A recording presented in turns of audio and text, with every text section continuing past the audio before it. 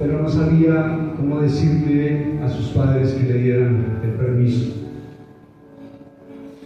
Una noche la niña se arriesgó y fue donde sus padres le dijeron que la dejaran ir.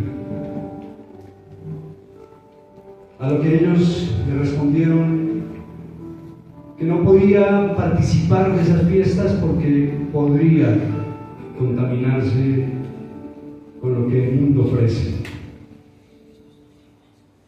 Fue tanta la insistencia de esta niña, día tras día, que le decía que ella solo quería ir con su vestido blanco,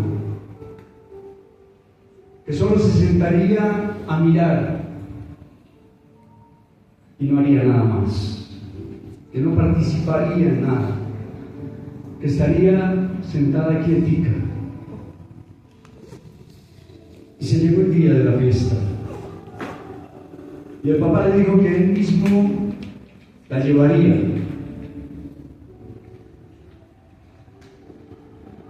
Pero que antes le acompañara al negocio, porque necesitaba mirar los documentos, que no se demorarían mayor cosa y podrían salir después para allá.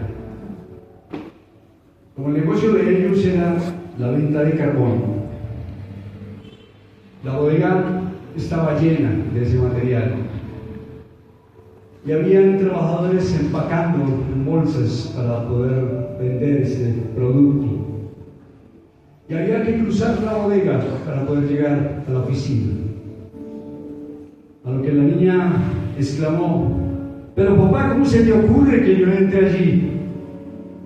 Se me ensucia mi vestido blanco. A lo que el papá le respondió: no, hija, solo ingresas conmigo, no vas a tocar nada. Solo te estás quietica en una silla mientras que yo busco los documentos. Cuando salieron y iba llegando al carro, la niña se miró y dijo: papá, mira cómo se volvió mi vestido. Y el papá le dijo: así mismo te puede suceder si vas a esa fiesta.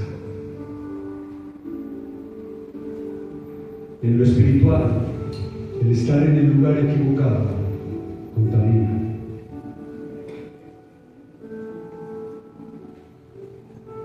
Hoy me siento como ese presidente vecino, como Maduro, pero no por los años, sino porque hubo un pajarito que me dijo que el domingo pasado no pudimos ver el texto que hoy vamos a compartir, que es el complemento de ese texto. Por eso quiero obviar algunas cosas y solo les voy a pedir que vayamos a la Biblia. Vayamos al capítulo 9 de Juan. Que nadie se quede sin ir. Si no trajiste Biblia, acércate a alguien que sí la trajo, para que todos podamos compartir. Dice en la Reina Valera, como título, al comenzar el capítulo 9, Jesús sana a un ciego de nacimiento. Quiero que ¿hay alguien aquí que haya tomado un curso de lectura rápida? ¿No? Ese curso es muy bueno. En unos segundos tú lees el texto rápido, cuando pasas tus ojos de izquierda a derecha, y algo se te queda. Inténtenlo hacer allí y van conmigo. ¿Qué notan en particular que tenía este joven ciego de nacimiento?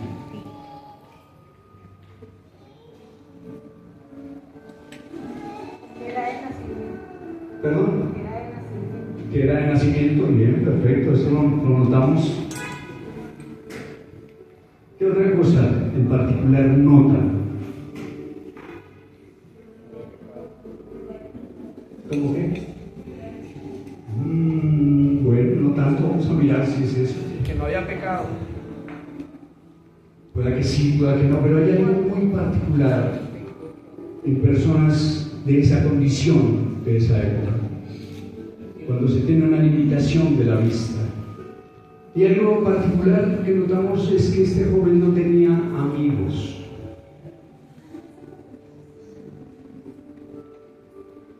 Desde que nació siempre estuvo rodeado de necesidad y vivía en la mendicidad. Sus propios padres quizás sentían vergüenza, y más porque lo que podían decir los demás de él era cultura en ese tiempo. Se juzgaba por su condición. Tal es así que los mismos discípulos, que era lo que me estaba compartiendo con mi hermano, se atrevieron a preguntar: ¿quién pecó? ¿Este o sus padres? Para que haya nacido ciego. Y hasta los mismos padres se asustaron cuando los fariseos religiosos les mandaron llamar para verificar si ese era su hijo, si había nacido ciego y que cómo había recobrado la vista. Y ellos mismos respondieron, quizás irónicamente, pero sí por miedo: pregúntenle a él. Él ya tiene edad para contestar. Él ya es grandecito. Y así lo dijeron por ese miedo que sintieron ante los fariseos, porque ellos expulsarían de la sinagoga al que reconociera a Jesús como el Mesías. A este hombre joven todos lo rechazaban. No tenía nada de amigos. Y la misma Escritura nos dice que así era por su condición. Para los que están tomando apuntes, en Mateo 20:30, solamente anoten la cita, yo se las comparto. Dice la palabra del Señor que habiendo ciegos estaban sentados junto al camino, y cuando oyeron que Jesús pasaba, clamaron diciendo: Señor, Hijo de David, ten misericordia de nosotros. Y la gente les reprendió para que se callasen. Nadie les quería. Este joven ciego no tenía ni un solo amigo, pero vino el único que le eligió y lo llamó. El único que como verdadero amigo dio su propia vida para darle lo mejor a él: Jesucristo. La luz del mundo resplandeció en él para que pudiera ver. Eso es lo particular que notamos en este joven.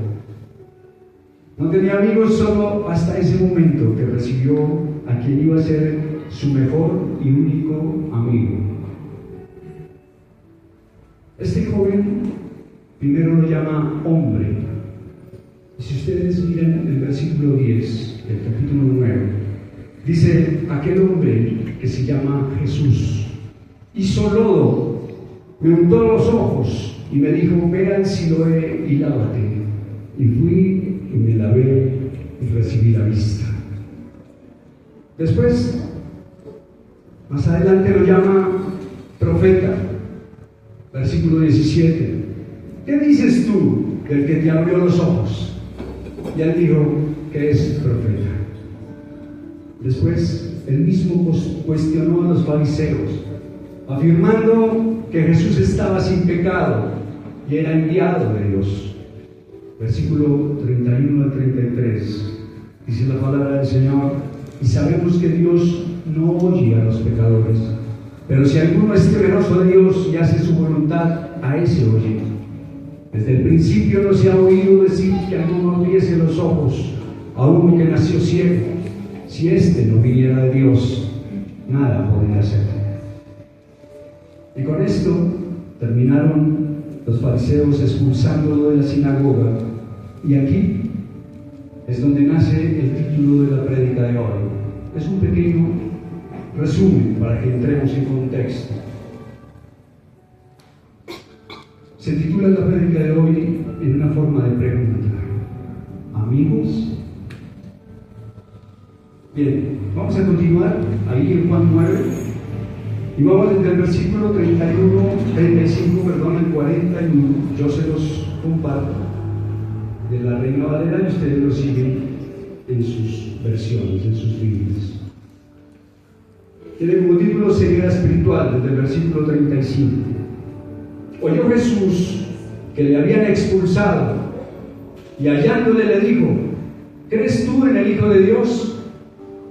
Respondió él y dijo: ¿quién es, Señor, para que crea en él?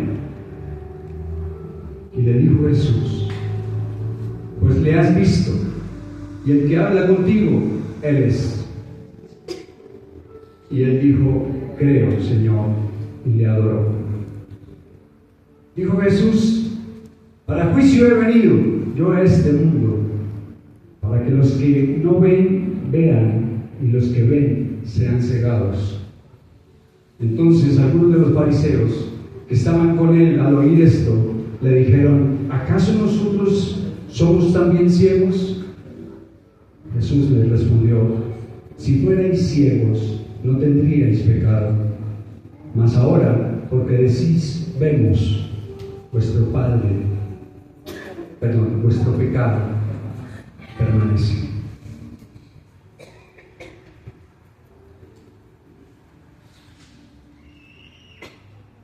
Padre, tu palabra es verdad, tu palabra es libertad. Hoy disponemos nuestro corazón, Señor, para que seas tú quien nos hables a través de tu Santo Espíritu. Y tu palabra penetre en nuestro corazón y penetre tanto que divida el alma y el espíritu y discierne los pensamientos y las intenciones del corazón, Señor. Te damos muchas gracias en el nombre de Jesús.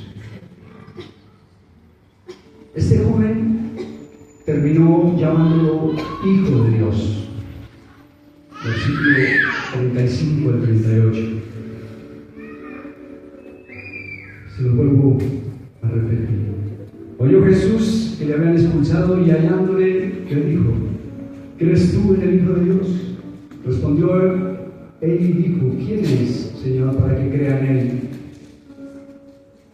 Y le dijo Jesús: pues le has visto, y el que habla contigo, él es. Y él dijo: creo, Señor, y le adoró. ¿Alguna vez te has atrevido a preguntarle al Señor: ¿tú me consideras tu amigo, Señor?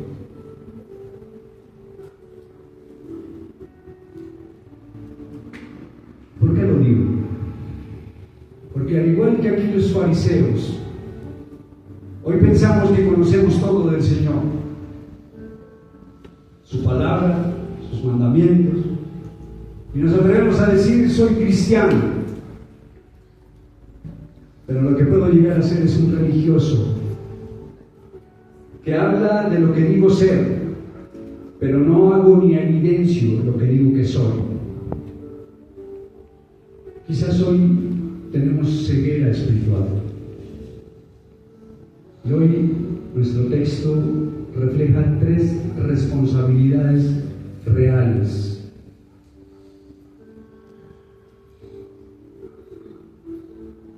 que debe tener un verdadero amigo de Dios. La amistad con Dios implica esas responsabilidades reales. Después de todo, ¿qué pensaríamos nosotros de alguien que dice ser un amigo real?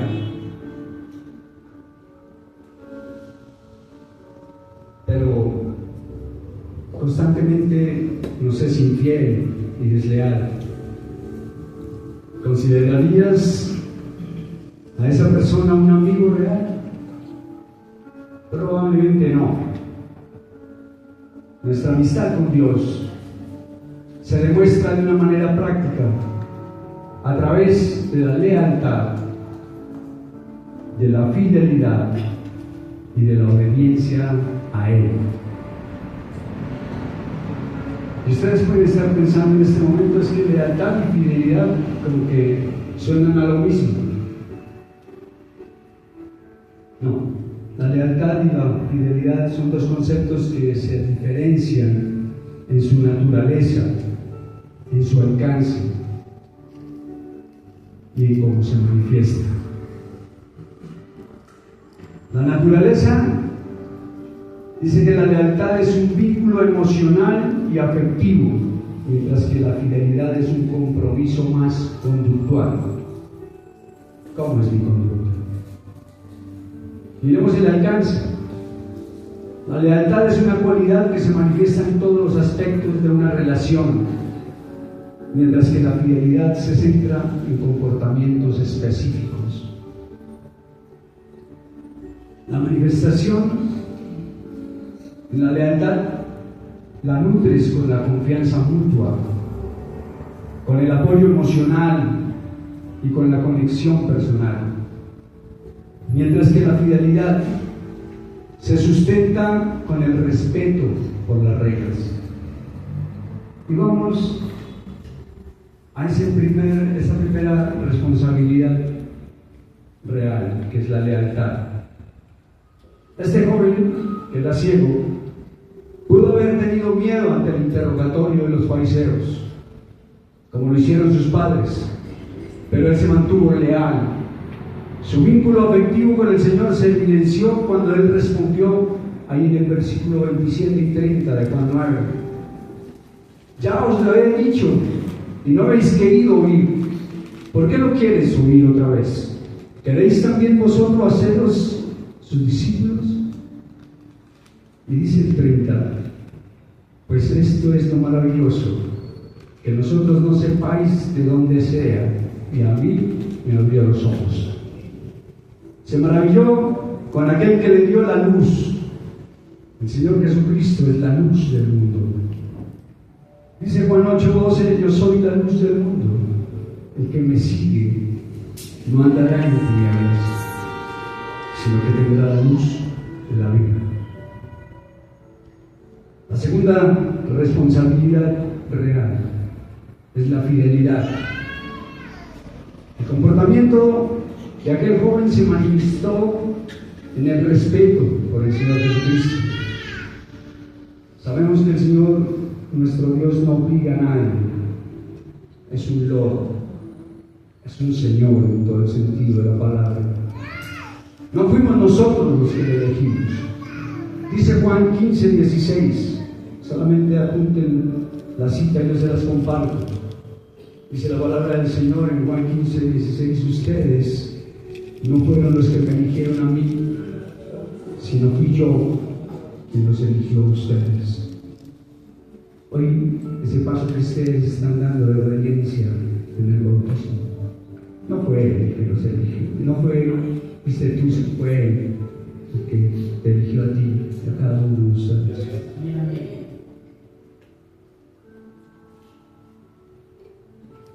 Y así lo entendió y lo comprendió aquel joven. Él no estaba dispuesto a alinearse con aquellos que negaban o insultaban al Señor, sino que con tremendo gozo y gratitud, sin demorarse ni un solo minuto más, quería confesar su fe en Jesús como el Hijo de Dios y adorarlo. Lo que aquel joven estaba haciendo no era simplemente agradecerle al Señor por lo que había hecho por él al sanarlo, sino que estaba adorando a quien él veía como amigo. Lo adoraban por lo que él era, y se lo había manifestado en esa lealtad. En realidad, la verdadera adoración, mis hermanos, se centra en la atención de la dignidad y majestad de Dios, y no tanto en aquellos dones o milagros que recibimos de Él. Quizá por esto nos cuesta un poco adorarlo, porque somos bastante egoístas y siempre tenemos la tendencia de mirar a Dios por lo que nos da y no por lo que Él es.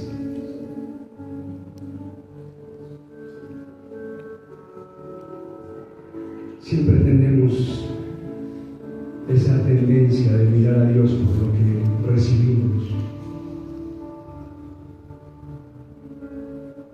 Y se podría decir que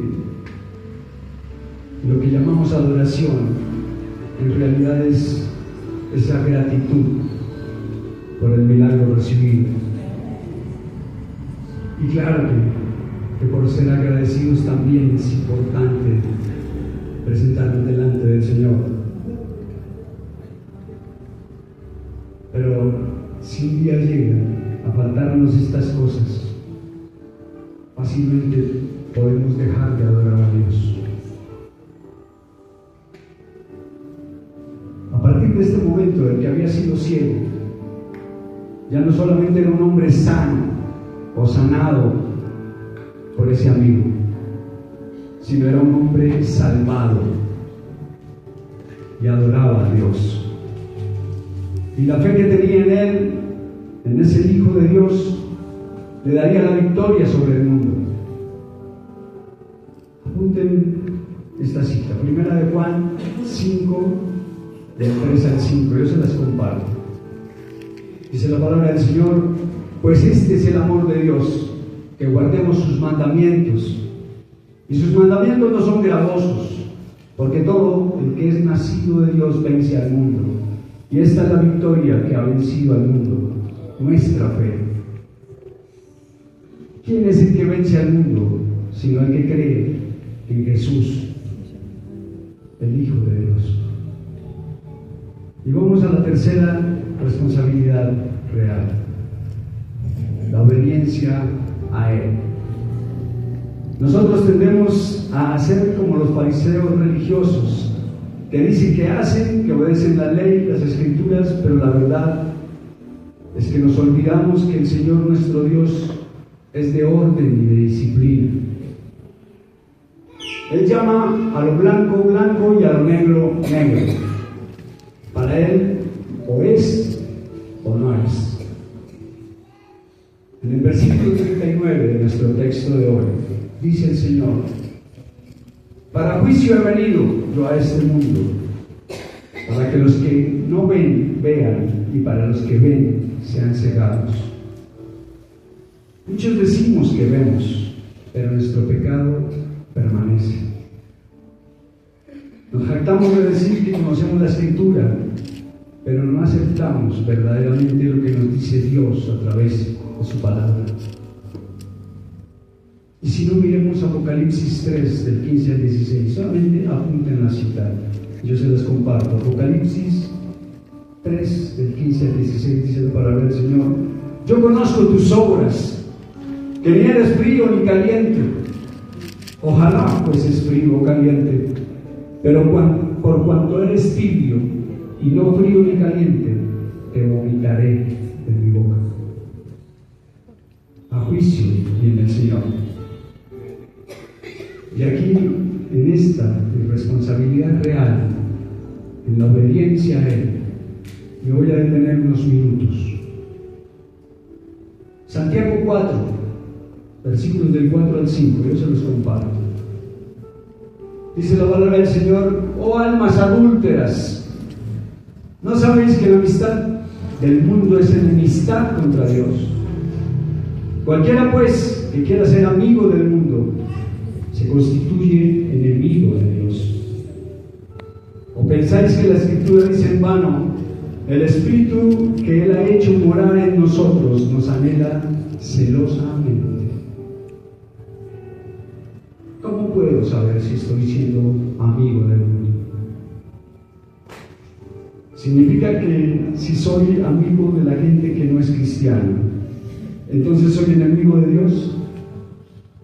¿Acaso quiere decir que debo ser grosero, antipático, frío con los creyentes y tener una actitud más santa que ellos para ser amigo de Dios?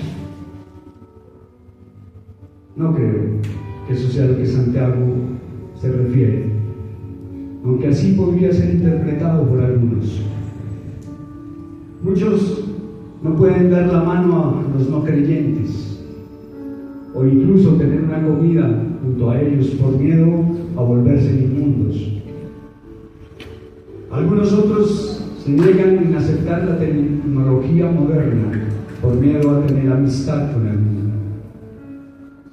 Dios ama a las personas y quiere traerlas de vuelta a Él, a salvarlas, a ayudarlas. Así lo dice Juan 3:16. Porque de tal manera amó Dios al mundo, que ha dado a su Hijo unigénito para que todo aquel que en Él crea no se pierda, mas tenga vida eterna. ¿Qué significa realmente la frase: la amistad del mundo es enemistad contra Dios? Para entenderlo, debemos recordar que al principio, cuando Dios creó el mundo, vio que todo lo que había hecho era bueno en gran manera. Pero algo debió haber cambiado luego de ese entonces para que Santiago escribiera esta advertencia. Ese algo se muestra en los terribles cambios que la desobediencia y la caída del pecado de la humanidad trajo consigo. Dice Génesis 5: y vio Jehová que la maldad de los hombres era mucha en la tierra, y que todo designio de los pensamientos del corazón de ellos era de continuo solamente el mal. Qué horrible desarrollo de la humanidad. Fuimos influenciados por un espíritu de orgullo y maldad. Se elige por uno mismo el desobedecer a Dios, caer en pecado y separarse de Él. Por esta causa, el amor que se tiene a Dios, a sus mandamientos y a todo lo bueno, se reemplaza por un amor propio. Este egoísmo es el deseo de conseguir lo que yo quiera, piense o vea, sin importar nada, aún sabiendo que estoy obrando mal. Eso se ha infiltrado en toda la humanidad. Esto es el mundo. No es algo que está allá afuera en alguna parte, sino que el mundo está dentro de cada ser humano. La Biblia llama a esta naturaleza humana, después de la caída, la carne. Y esta carne ha afectado a todas las personas en el mundo, y hoy nos está afectando a nosotros como creyentes. Quizás como a esos mismos fariseos. El aceptar la amistad con el mundo, la debilidad de la carne nos lleva a contaminarnos. Por más que queramos pensar o decir que nosotros podemos lograr manejar o superar lo que nos rodea, por más quietos que digamos que queremos estar, como la historia de aquella niña que quería ir a esa fiesta. Estamos rodeados de maldad, en donde el enemigo está al acecho y nos hace pensar que podemos compartir con este mundo de ideas, de acciones, de actitudes, de mezcla entre lo mundano y lo espiritual. ¿O acaso no hemos visto cristianos cantando a todo pulmón canciones populares que llevan un mensaje grotesco y con subliminales del mundo? Y para ellos es normal. Yo cuando miro los estados en mi WhatsApp y veo a esos hermanos cristianos que comparten conmigo, publicar unas cosas con canciones que dicen wow. Otros en sus trabajos o en sus estudios se ven obligados a relacionarse con compañeros en conversaciones de grueso calibre, acompañadas de embriaguez y de comportamientos del mundo, y terminamos poco a poco acogiendo lo mismo de ellos y se nos olvidan las palabras del Señor cuando nos dice en 1 Corintios 15:33, las malas conversaciones corrompen las sanas costumbres. La amistad con el mundo significa seguir, vivir, amar y estar de acuerdo con los deseos de la carne y del espíritu que los impulsa. Cuando nuestra responsabilidad real es hablar con ellos, ser un testigo de Cristo y del Evangelio verdadero. Tú eres un representante de Cristo. Y tal vez, si Él quiere elegir y llamar a alguien, te pueda usar para abrir los ojos a la verdad. Pero hay conmigo muchos cristianos que por nuestro comportamiento no solo nos dejamos nosotros mismos alejar de Dios, sino que podemos ser piedra de tropiezo para que otros puedan ver la verdad y sean abiertos sus ojos espirituales. En mi trabajo yo tengo que compartir con muchos compañeros y es un sector bien difícil, sector de conductores, a los que los ojos de los que están por encima en cargos especiales nos miran con desprecio porque el conductor es sinónimo de no saber nada.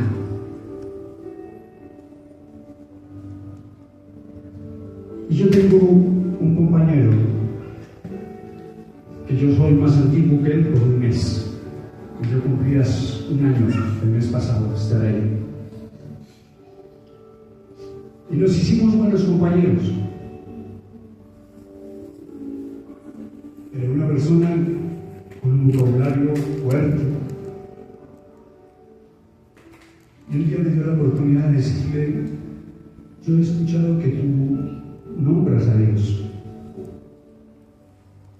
Y no sabes que Dios aborrece esas bocas que nombran su nombre, pero de ahí también sale vulgaridad, maldición. Se quedó mirándome, no me dijo nada. Con el paso de los días fue disminuyendo su vocabulario, al menos delante de mí. Y cuando se le sale algo, antes de que yo diga, me dice: sí, yo sé que a Dios no le gusta, pero qué pena, qué vergüenza. Yo le dije: no es por mí, es por Dios. No lo digo yo, lo dice Dios. Tú verás. Con él vamos al gimnasio. Y es tanto lo que nosotros podemos impactar sin ser religiosos, que ya él quiere usar mi desodorante. ¿Cómo se llama ese desodorante? Dice: ¿cómo ese desodorante? Le digo: ese es de mujer, ese se lo echa a mi esposa. Y que desde que la conocí hace 30 años, más de 35 años, yo utilicé para ahorrar costos ese mismo. Y me ha funcionado, por cierto. Pero este hombre se ha abierto y me dijo que a él le sucedió algo terrible, porque se enamoró de una mujer, jefe de él. Había trabajado en un lugar público también, en Secretaría del Medio Ambiente, y allá había una abogada que era la jefe de él. Tenía que transportar para todos lados. Y terminaron enredados. Y me dijo: ella era cristiana. Iba a Jesucristo Internacional y llega al movimiento Mira. Y lo escuchaba. Él decía: esta mujer me llevaba a los cultos y yo no quería entrar. Y una vez me desafió y me dijo, que a usted le da miedo. Y yo entré. Y como Jesucristo Internacional, hay personas al acecho que van y le profetizan, le dieron en el punto débil, lo hizo llorar. Me dijo, me hicieron llorar, pero yo no les creo nada. Porque esta mujer se obsesionó y le dijo a mi esposa y le contó todo. Y mi matrimonio casi se acaba. Por eso yo no creo en los cristianos. ¿Cómo podemos llegar a nosotros a ser piedra de tropiezo? Por el solo hecho de compartir segundos en el lugar equivocado, en sentarme a escuchar sus barbaridades. Uno puede estar ahí, pero uno a veces se vuelve tan religioso que va a la misma palabra y dice, es que la palabra dice que no todo lo que sale de mi boca es lo que contamina, sino lo que entra. Y de eso se pegan para seguir ahí, quizás echándose su polita, sus cuentos. Y eso no es ya. Eso no es que usted hoy está hablando y mañana usted... No, eso es paso a paso. Y cuando te das cuenta, estás lejos de Dios. Y puede ser tropiezo para otra persona. Qué importante esta responsabilidad real de la obediencia a Él, de lo que dice su palabra. Hoy ustedes están dando un paso de obediencia, es decir, Señor, yo me hundo en las aguas para dejar mi vida vieja atrás y me levanto de ellas para vivir una vida nueva en ti, Señor Jesús. Ese es un paso de obediencia, pero de ti depende el que lo continúes sin ser religioso, como aquellos fariseos que decían ser, pero no evidenciaban ser, sino viviendo la vida cristiana, viviendo la palabra del Señor, haciendo lo que Él nos dice, aunque no nos guste. La única forma de ser amigo de Dios es alejándome del pecado, volviéndome a Jesús, dándole todo mi corazón y siguiendo su enseñanza. Y aquí les dejo el texto de Grupos de Vida para esta semana. Primera de Juan 2, del 15 al 17. Si no asistes a un grupo de vida, toma esa palabra para tu devocional y trabaja en ello en esta semana. Hoy la pregunta es para todos nosotros. Primera de Juan 2, 15 al 17. La pregunta es, ¿tú qué vas a hacer? ¿Vas a ser honesto con respecto al estado en el que te encuentras y reconocer que tu necesidad hoy es que tú necesitas un Salvador que te ayude a vencer el mundo de pecado dentro de ti? ¿O te seguirás engañando a ti mismo y fingirás que todo está bien y seguirás viviendo una mentira? Y digo mentira porque cuando uno se relaciona con el mundo, en el lugar equivocado, como no me está viendo la iglesia, como no me está mirando los líderes o mis hermanos, el pastor, yo puedo hacer lo que yo quiera. Dios dice en el Salmo 139 que no habrá lugar, un árbol grande donde te puedas ocultar que no sepa lo que estás haciendo. No sé si alguien nos acompaña hoy por primera vez, quizás segunda vez o tercera vez, que no haya recibido a Cristo en mi corazón.